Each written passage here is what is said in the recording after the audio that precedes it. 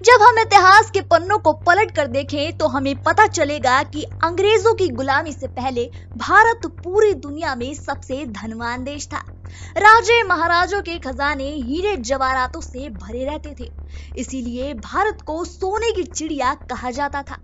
वहीं राजाओं के साथ साथ आम इंसान भी ऐसे थे जिनके पास कभी भी पैसों की कमी नहीं रहती थी। ये 17वीं शताब्दी का सुनहरा दौर था। इसी समय एक ऐसा परिवार सामने आया जिसने भारत की अमीरात को और भी बढ़ाने के लिए टैक्स वसूलने, व्यापार और लेन देन जैसी चीजों को बढ़ावा दिया। उस समय इनके इतने ठाट बाट थे कि ये मुगल सल्तनत और ईस्ट इंडिया कंपनी से सीधा लेन देन करते थे। वहीं बड़े बड़े लोगों के साथ खुद अंग्रेज भी इनसे कर्ज लिया करते थे और आगे चलकर इन्हें जगत सेठ के नाम से जाना जाने लगा। आखिर कौन थे वो महान जगत सेठ, आइए आपको बताते हैं। असल में जगत सेठ कोई नाम नहीं बल्कि एक पदवी है जो फतेह चंद नाम के शख्स को मुगल बादशाह मोहम्मद शाह ने सन 1727 में दी थी। इसके बाद ये पूरा परिवार जगत सेठ घराना के नाम से मशहूर हो गया था। इस घराने की शुरुआत करने वाले सेठ माणिक चंद को माना जाता है, जो न सिर्फ नवाब मुर्शीद कुली खां के खजांची थे बल्कि सूबे का सारा लगान भी उनके पास ही जमा होता था। दरअसल माणिक चंद का जन्म 17वीं शताब्दी में राजस्थान के नागौर जिले के एक गाँव में एक मारवाड़ी परिवार में हुआ था। इनके पिता का नाम था हीरानंद साहू। कमाने के मकसद से ये पटना चले गए थे। वहां पर इन्होंने पोटेशियम नाइट्रेट, जिसे सॉल्ट पीटर भी कहा जाता है, वो बनाना शुरू कर दिया, जिसका इस्तेमाल गोला बारूद, बम पटाखे और गन पाउडर के तौर पर किया जाता था। इन्होंने इस काम से काफी सारे पैसे कमाए और ईस्ट इंडिया कंपनी के साथ लेन देन कर अच्छे संबंध भी बनाए। आगे चलकर उनके बेटे फतेह ने उनके इस बिजनेस को बढ़ावा दिया। इसके साथ ही पैसे सूद पर देना एक बड़ा कारोबार हो गया था और इसी बीच उनकी दोस्ती बंगाल के दीवान मुर्शीद कुली खां के साथ हो गई और आगे चलकर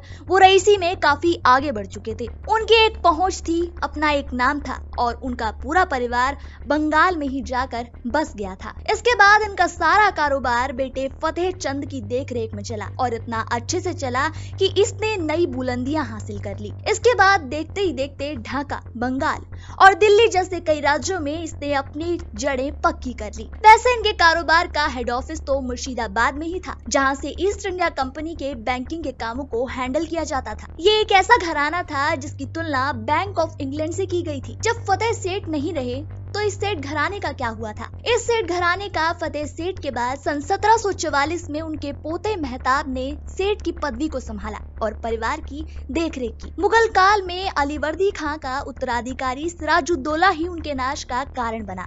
दरअसल सिराजुद्दौला ने जगत सेठ से 3 करोड़ रुपए की आर्थिक मदद की मांग की थी।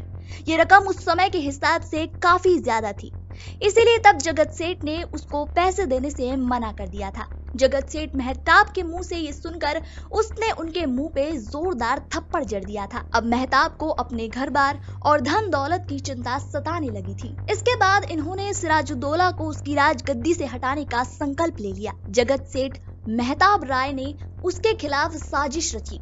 फिर 1757 की प्लासी की लड़ाई में सिराजुद्दौला अंग्रेजों के हाथों मारा गया। इसके बाद सत्ता में मीर जाफर का दबदबा हो गया, लेकिन मीर जाफर के उत्तराधिकारी मीर कासिम जगत सेठ मेहताब राय को देशद्रोही मानते थे। इसी के चलते 1764 में बक्सर की लड़ाई से पहले मेहताब राय को मीर कासिम के आदेश पर राजद्रोह के आरोप में पकड़कर गोली मार दी गई थी। इस वजह से घराने के लिए बहुत बड़ा धक्का लगा और धीरे धीरे इसकी पहचान अंधेरों में सिमटती चली गई। जब मेहताब राय की मौत हुई तो वो दुनिया के सबसे अमीर इंसान थे। तो ये थी संपन्न भारत के जगत सेठ की कहानी। ये कहानी आपको कैसी लगी हमारे कमेंट सेक्शन में जरूर बताएं।